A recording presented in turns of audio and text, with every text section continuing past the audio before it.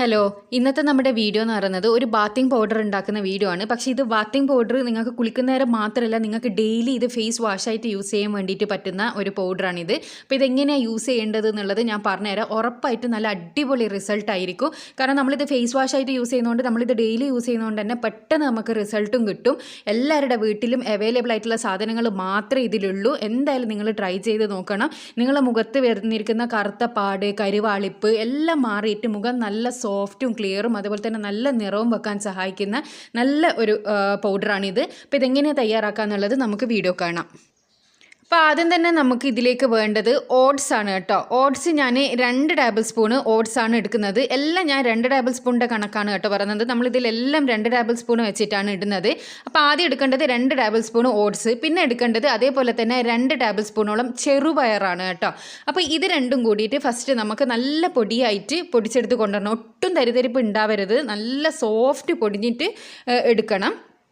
അപ്പോൾ ഇതാ ഞാൻ നന്നായിട്ട് തന്നെ പൊടിച്ചെടുത്തിട്ടുണ്ട്. നമ്മളിതിൽ ഓട്സ് ഇട്ടുകൊണ്ട് തന്നെ നല്ലൊരു സോഫ്റ്റ്നെസ് ഉണ്ടാകും കേട്ടോ. ആ ഒരു പൊടി തൊടുമ്പോൾ തന്നെ നല്ലൊരു സോഫ്റ്റ് ആയിട്ട് ഉണ്ടാവും. അപ്പോൾ ഇത് സൂക്ഷിച്ച് വെക്കുന്ന നേരം നിങ്ങൾ ശ്രദ്ധിക്കേണ്ടത്, നിങ്ങൾ ഈ മിക്സിയുടെ ജാറ് അതേപോലെ തന്നെ ഉപയോഗിക്കുന്ന സ്പൂണ് ഇട്ട് വെക്കുന്ന പാത്രം ഒരു തുള്ളി വെള്ളം പോലും ഉണ്ടാവരുത് എന്നുള്ളത് ഉറപ്പായിട്ട് നിങ്ങൾ സൂക്ഷിക്കേണ്ട ഒരു കാര്യമാണ്. ഇല്ലാന്നുണ്ടെങ്കിൽ ഇത് പെട്ടെന്ന് കേടായി പോകും. ഒരുപാട് പേർക്ക് ഞാൻ ഉണ്ടാക്കിയ ഒരുപാട് ബാത്തിങ് പൗഡർ, അതായത് carrot bathing powder, beetroot bathing powder ഇതെല്ലാം യൂസ് ചെയ്തിട്ട് റിസൾട്ട് കിട്ടിയ ഒരുപാട് പേരുണ്ട്. അവരൊക്കെ പറഞ്ഞൊരു പ്രശ്നം എന്താണെന്ന് വെച്ചാൽ ഉണ്ടാക്കി വെച്ചിട്ട് പൂത്ത് പോകുന്നതാണ്. പൂത്ത് പോകുന്നതിൻ്റെ റീസൺ അത് നിങ്ങൾ ശ്രദ്ധിക്കാണ്ട് യൂസ് ചെയ്യുന്നതുകൊണ്ട് മാത്രമാണ്.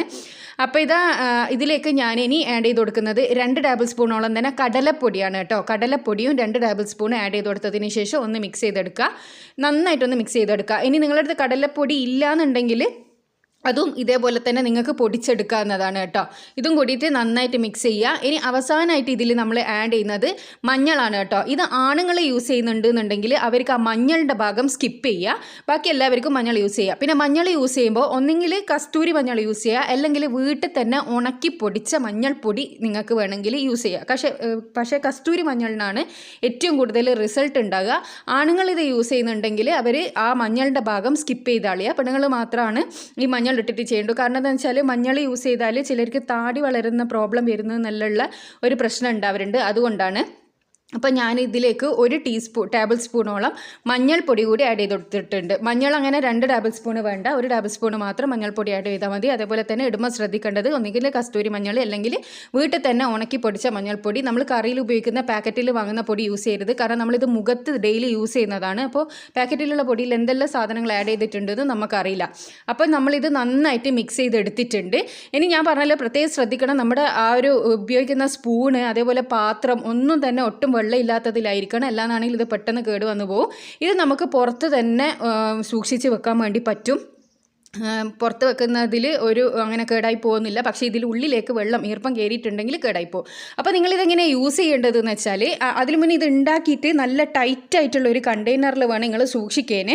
അപ്പോൾ സൂക്ഷിക്കുന്ന സമയത്ത് ഞാൻ പറഞ്ഞ കാര്യങ്ങളെല്ലാം ശ്രദ്ധിക്കുക. ഒട്ടും തന്നെ വെള്ളം ഉണ്ടാവരുത്. ഞാൻ ആവർത്തിച്ച് പറയുകയാണ്. ഇല്ലാന്നാണെങ്കിൽ പൂപ്പ് കെട്ടിപ്പോവും. അപ്പോൾ ഞാനിത് ഇതിലാണ് സൂക്ഷിച്ചിട്ട് ബാത്റൂമിൽ തന്നെ വെക്കും. അപ്പോൾ ബാത്റൂമിൽ വെക്കുന്നുണ്ടെങ്കിലും നിങ്ങൾ സൂക്ഷിക്കണം. അതിൽ കുളിക്കുന്ന സമയത്തൊന്നും വെള്ളം കയറാൻ പാടില്ല. അപ്പോൾ റൂമിൽ വെക്കുന്നതായിരിക്കും നിങ്ങൾക്ക് നല്ലത്. ഇതിൽ നിന്ന് കുറച്ച് പൊടി എടുത്തിട്ട് നിങ്ങൾ ആവശ്യാനുസരണം യൂസ് ചെയ്താൽ മതി. ഇതെങ്ങനെയാണ് യൂസ് ചെയ്യേണ്ടത് എന്ന് വെച്ചാൽ, രാവിലെ നിങ്ങൾ മുഖം കഴുകുന്ന സമയത്ത് എന്നും ഫേസ് വാഷ് ആയിട്ട് ഇത് യൂസ് ചെയ്യാം.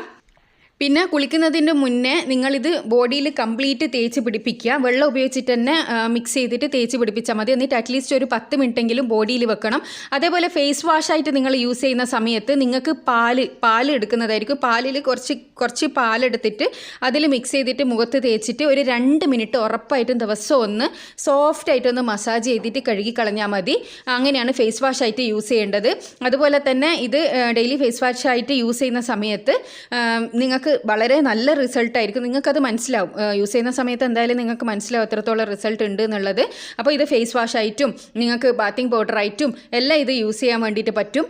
പിന്നെ നിങ്ങൾക്ക് പാലിൽ മാത്രമല്ല റോസ് വാട്ടർ വേണമെങ്കിൽ യൂസ് ചെയ്യുക. ഓരോരോ സ്കിൻ ടൈപ്പിന് നിങ്ങൾക്ക് സൂട്ടാകുന്നത് എന്തെന്നാന്ന് വെച്ചാൽ അത് നിങ്ങൾക്ക് യൂസ് ചെയ്യുക. തൈര്, പാല്, റോസ് വാട്ടർ, അതല്ലെങ്കിൽ പൊട്ടാറ്റോ ജ്യൂസ്, ടൊമാറ്റോ ജ്യൂസ്, ഇങ്ങനെയുള്ള എന്തെങ്കിലും മിക്സ് ചെയ്ത് തേക്കുന്നതും വളരെ നല്ല റിസൾട്ടായിരിക്കും.